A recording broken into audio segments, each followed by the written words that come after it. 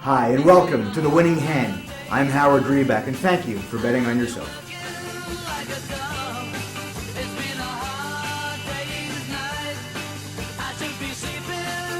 Good day, everybody. We're back with a new program here in the World Wide Web.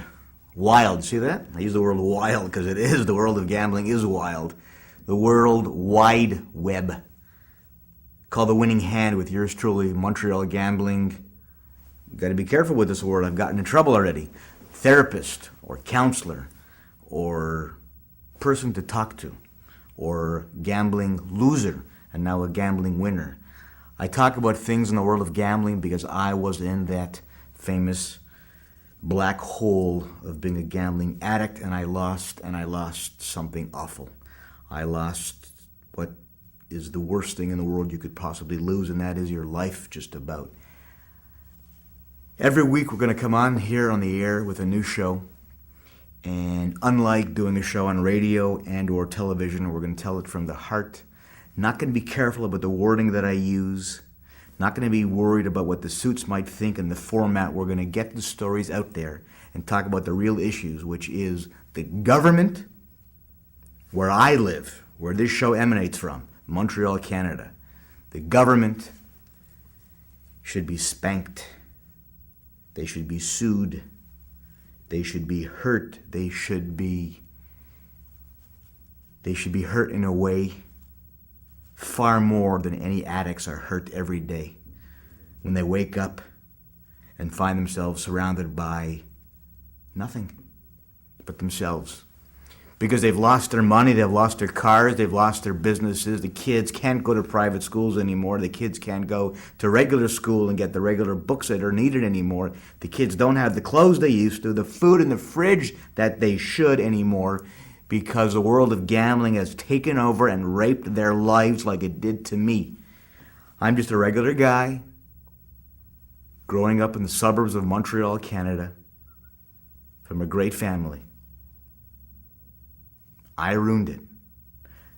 But I'm not going to blame anybody else. I'm going to blame myself.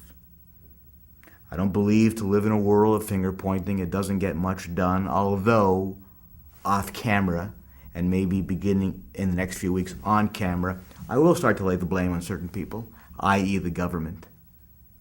They have a responsibility to people like me and to people like you, not to push their product down our throat and to advertise it and market it in such a way that it's like going to the store and buying a pair of socks.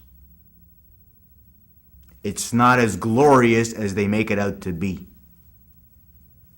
When the casino spends $400,000, $500,000, $600,000 on new carpeting, and the schools down the street from where I live have paint peeling and falling on the floor.